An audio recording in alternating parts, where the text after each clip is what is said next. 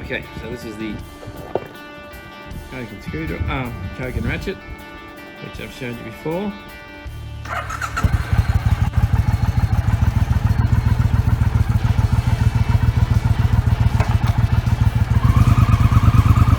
Also used it to demonstrate how the vessel screwdriver worked.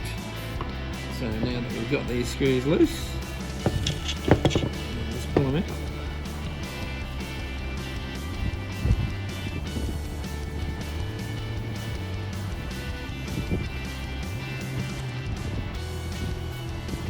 I was hoping to buy the repair kit for this and replace bits and pieces, but it just doesn't seem to be readily available. Quite a dirty screw there. Expecting most of the inside of this is going to be pretty bad. What's going on here?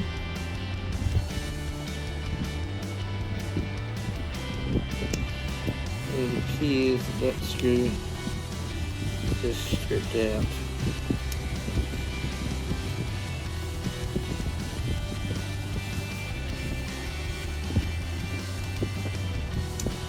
Oh, I can take the device and see if I can use the impact function to get it out. Okay, so I managed to get that loose enough to pull it out. I don't know, maybe I can get another one of those from somewhere. Okay, so your backing plates there. It's yeah, pretty cruddy. I think I will clean that off. That's the state that's in. I can imagine what state everything else is in. So teeth on that look pretty good.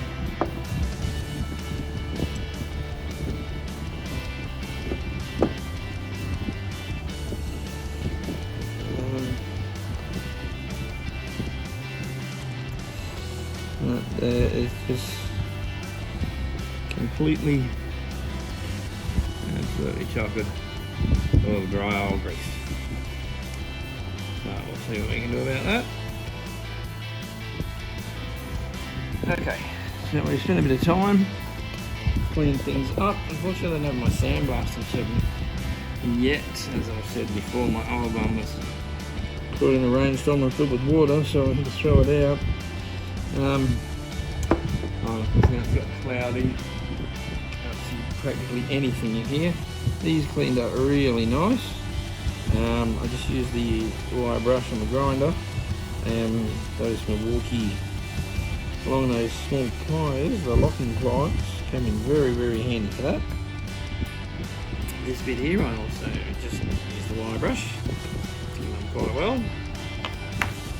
Didn't touch this one at all. That seemed to be alright. So we'll just pop everything back in.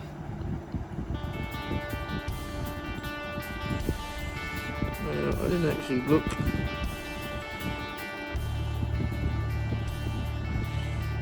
which way these came out, which is pretty stupid of me. Just have to pop them back in here, I guess, by the way they sit. Yeah, that looks better.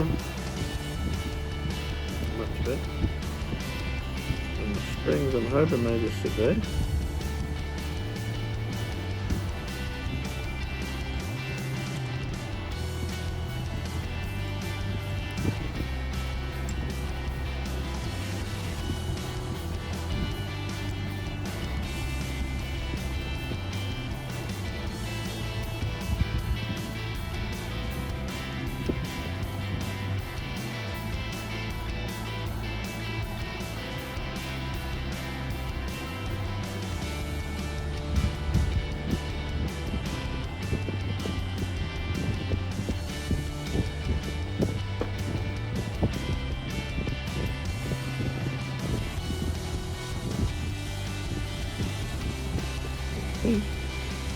So I'll be using my lubricant of choice, which is of course bike chain lube. I'm going to stick with bike chain, surely it'll stick to this.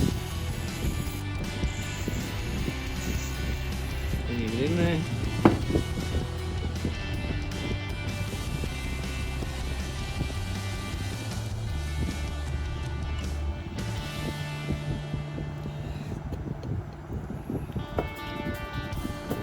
bit.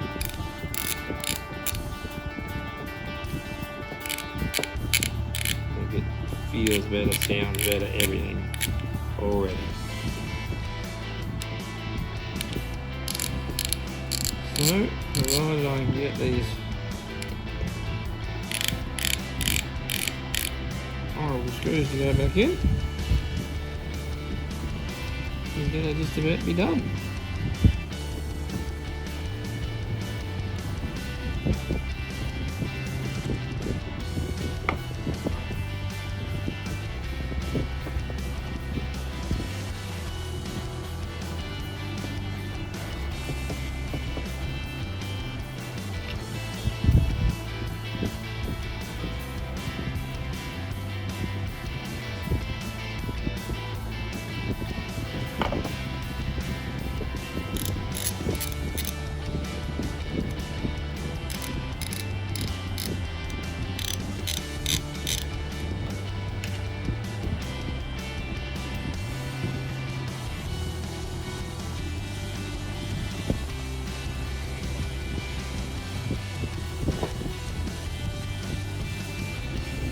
Not tighter than it was before, maybe because this one's still loose.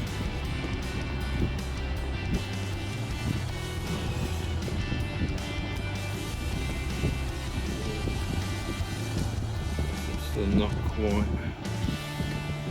through there, but I don't know how good I'm going to go with the way that chemo's shooting out.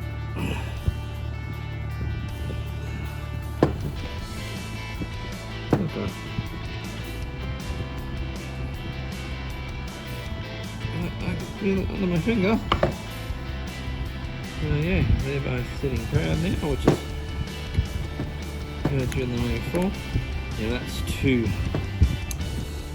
tight, which is fair enough, I guess. Just back and back.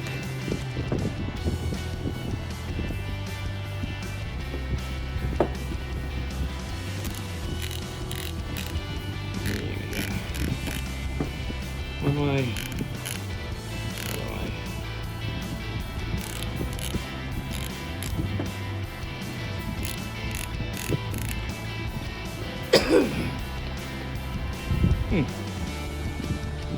There we go. So yeah, that's the use of the JS screwdriver, and that is the repair of the Koken 4749-250.